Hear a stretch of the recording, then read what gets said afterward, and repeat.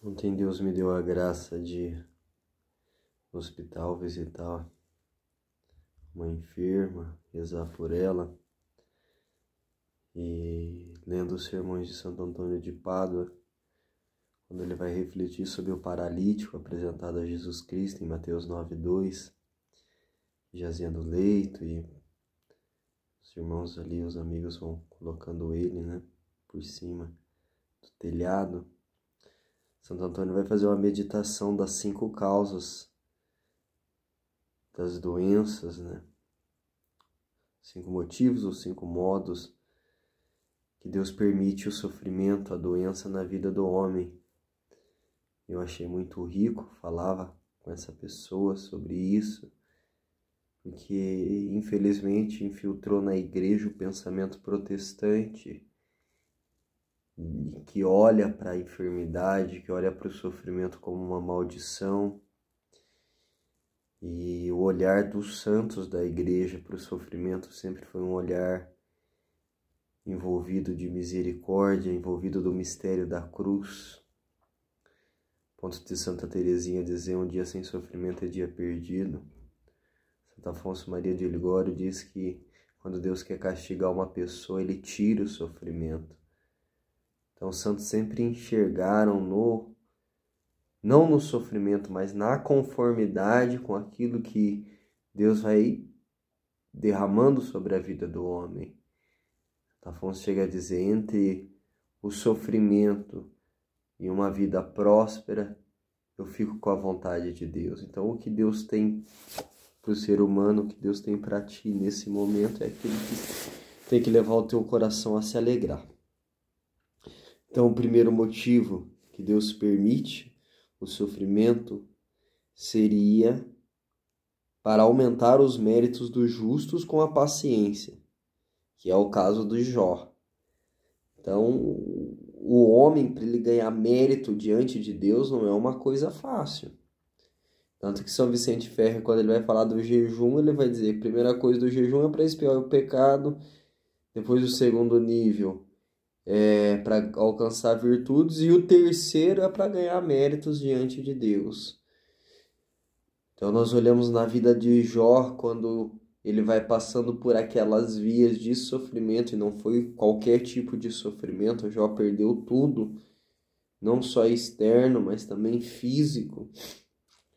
Mas Jó, bem vivendo e se conformando, resignando à vontade de Deus, ele vai ganhando méritos. Então, Deus quer elevar uma alma, uma condição maior, ele envia também o sofrimento.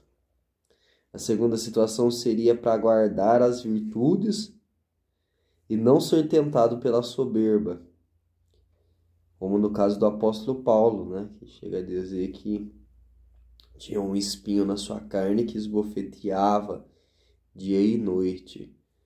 Então, o homem também que ali, quando é muito usado por Deus, quando tem uma comunhão muito grande com Deus e a luz ela não é colocada debaixo do alqueire, mas em cima para iluminar, Deus vai permitindo também isso para guardar ele da arrogância, para guardar ele da soberba,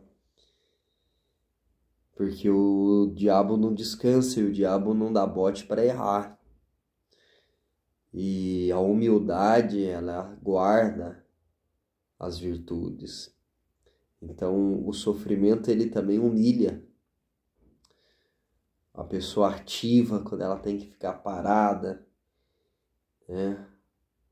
Então, esse sofrimento de querer fazer e não poder mais, e tudo aquilo que Deus vai permitindo no corpo, na mente, que vai trazendo também essa dor física, essa dor interior, onde eu vou sendo obrigado a parar, onde eu vou sendo obrigado a não ter tanta eficácia no fazer. E a nossa geração é uma geração de muita de muito ativismo, de muito fazer e pouca contemplação, pouca escuta, pouca intimidade. Terceira causa, para expiar os pecados, como aconteceu com Maria, irmã de Moisés, atingida pela lepra. Então, esse olhar também de humildade, esse olhar de que melhor eu espiar aqui do que eu espiar no purgatório, ou melhor eu espiar aqui, e isso eu vou olhando como via de libertação e de salvação do inferno, a enfermidade que vem, a doença que toca, eu uso dela ali com um olhar para o meu passado, e vou dizendo, eu mereço essa lepra, eu mereço esse sofrimento, porque eu já fui causa de escândalo, eu já desagradei muito o coração de Deus. Então você vê que como é diferente daquilo que nós aprendemos, eu olho para tudo isso, eu lembro do Padre Léo, como ele se conformou ao câncer, como algumas pessoas relatam, quando chegavam pessoas para rezar para ele, pedindo a cura, ele não aceitava, porque ele queria viver o mistério que Deus tinha para ele queria espiar, ele dizia, eu mereço. Isso daqui é sequela, isso daqui é consequência do meu vício lá atrás, do meu pecado lá atrás. Um homem que espiou, que quis espiar, E na biografia do Padre Léo a gente viu por quanto tempo ele consumiu tabaco, bebida, ainda como sacerdote, ainda pregando retiros, já sendo enviado para todo o Brasil, já com a casa de recuperação. E como ele dizia, ele acordava, a primeira coisa que ele fazia era pegar a carteira de cigarro. Mas um homem que nesse processo de conversão, de santificação, porque hoje as pessoas pegam episódios da vida dos santos que dão álibi ali para ele continuar no seu vício e usam daquilo, mas não entendem qual processo que esse homem estava de conversão, de santificação, de santidade. Uma geração perversa, uma geração que não quer ser santa, uma geração que quer abraçar aquilo que é viável na vida dos santos, pegar os jejuns, os cilícios, os santos que andavam descalço, esse tipo as vestes pobres, as humilhações que eles se proporcionavam na vestimenta mesmo. Você pega Felipe Neri, São Felipe Neri, que andava com um sapato de cada cor, para que as pessoas achassem que ele era louco. Então, esse tipo de humilhação moral, ninguém quer mais. Hoje é muita ostentação, muita aparência, ostentação de piedade.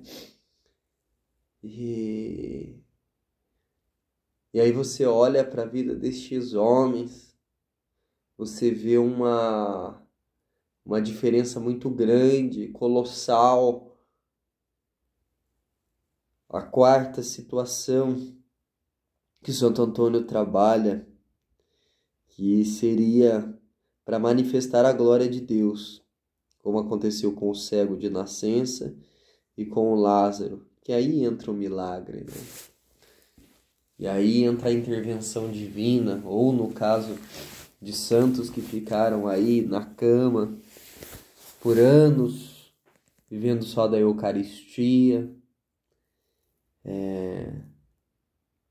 dando conselho, atendendo ali mesmo na enfermidade. Então, Deus que quer manifestar a sua glória também na vida daquele que passa pela enfermidade, sendo com a cura, sendo com milagre, ou sendo de uma forma... Você pega a vida desses homens, todos eles sofreram e sofreram muito, sofreram demais, com doenças, todos eles, pega Francisco, São Padre Pio, Santa Gema, Santa Verônica Giuliani, todos eles com sofrimento físico, uma Madre Teresa de Calcutá, 40 anos sem sentir Deus, né? Um deserto, uma aridez. Hoje a pessoa fala que está vivendo a noite escura, que está vivendo uma aridez espiritual, nem tem noção do que é isso. Isso é para nego elevado, isso é para nego de calibre, isso é para, cara, para quem tá aí num caminho muito elevado, não é para nós, né? Nós estamos ali lutando para entrar no castelo, estamos distantes, estamos longe daquilo que é desígnio de Deus, de santidade, de santificação, de elevação espiritual.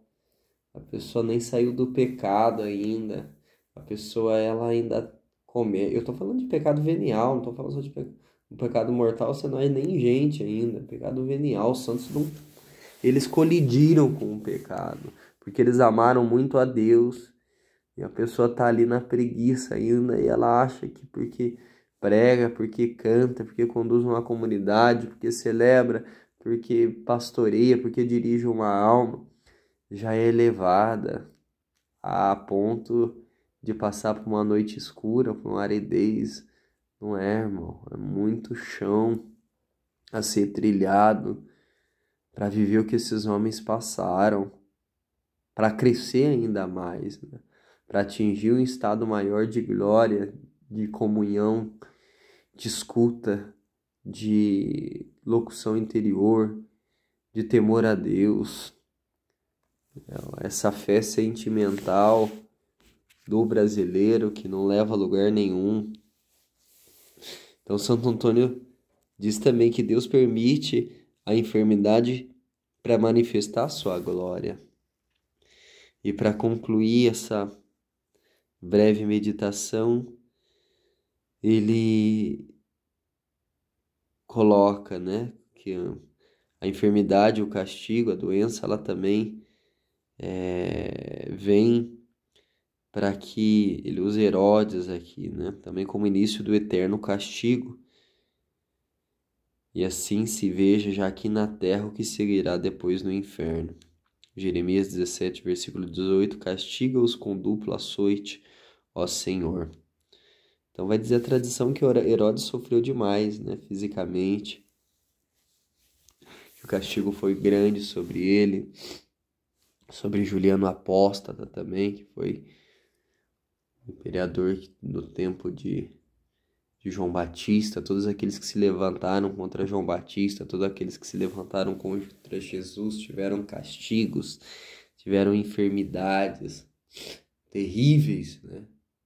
Juliano Apóstata diz que ele defecava pela boca, então eles tiveram, Deus quis ali manifestar já durante a vida desses homens o inferno que eles teriam, a enfermidade de uma maneira humilhante ali, e nem isso fazia com que o coração desses homens se voltassem para Deus. Pelo contrário, a arrogância aumentava, a soberba aumentava.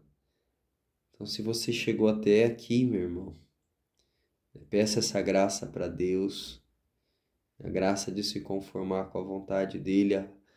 Santo Agostinho faz uma meditação linda sobre a cruz, o ladrão da direita e o ladrão da esquerda, que a mesma cruz, o mesmo sofrimento para um foi causa de condenação para outro, causa de salvação, a ponto de Cristo olhar para o da direita e dizer: ainda hoje estarás comigo no paraíso.